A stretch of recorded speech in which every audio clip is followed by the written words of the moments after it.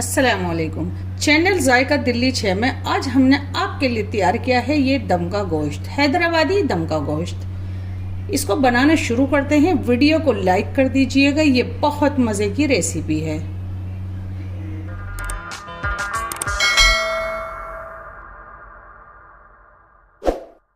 दम का गोश्त बनाने के लिए सबसे पहले हमारे पास है ये बड़े का गोश्त 700 ग्राम है। आप देखेंगे चाप वाले पीसेस लिए हैं, बोन वाला लेंगे तो जायका अच्छा आएगा।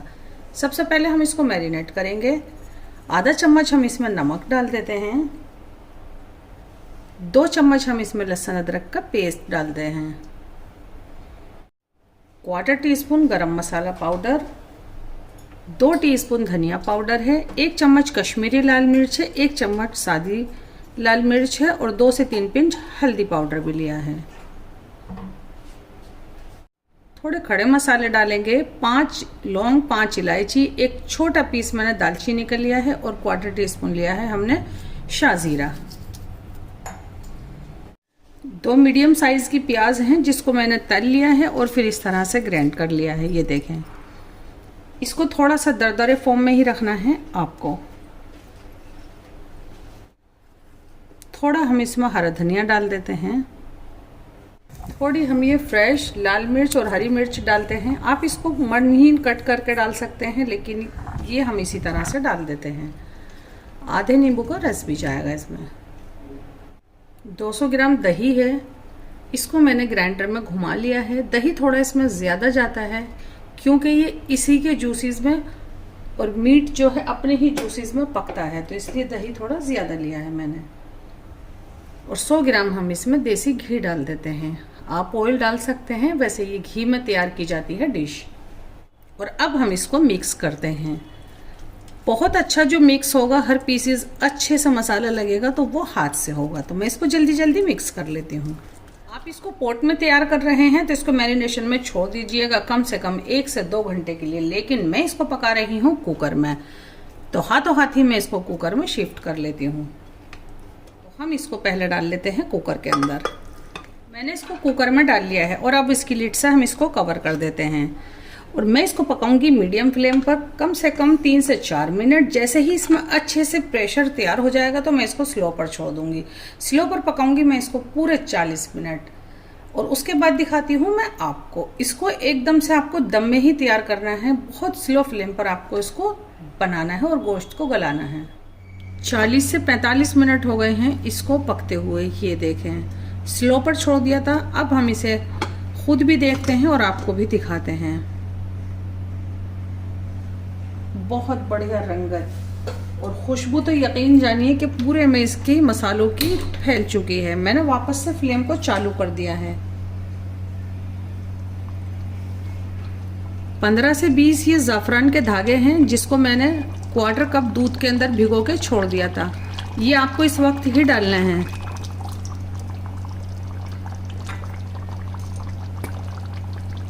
दस काजू जिसके अंदर मैंने 1/4 कप पानी डाल के इसको पीस लिया है। जब आप ये पतला तैयार करते हैं काजू का पेस्ट तो इसमें लम्स नहीं आते हैं।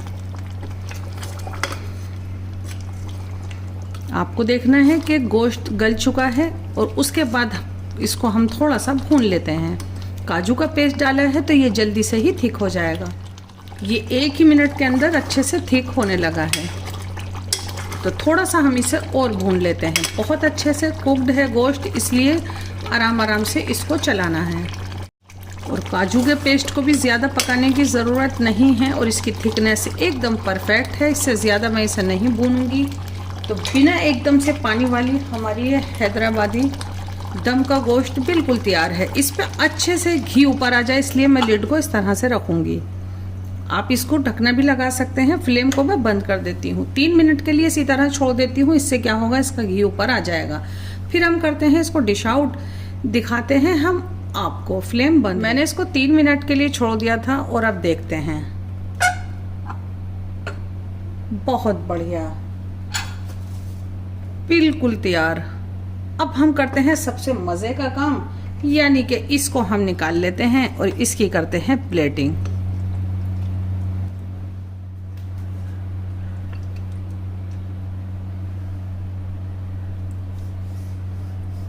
आप इसको घर की रोटी के साथ भी सर्व कर सकते हैं, लेकिन बाजार की रोटी या फिर शीरमाल के साथ इसको आप सर्व करेंगे तो एकदम और भी मज़ा आ जाएगा। वैसे इसको चावल के साथ भी सर्व किया जा सकता है। और ये देखें बस। और अब हम इसमें डालते हैं थोड़ी ग्रेवी। मैं कहूँगी इसका मसाला भी इतना ही जायकेदार है जितना जायकेदार ये गोश्त है ना इजी वाली रेसिपी। कोई भी मेहमान आया बस सारे मसाले डाले और स्लो फ्लेम पर हंडिया रख दी, इतना कर लें बाकी की तैयारी।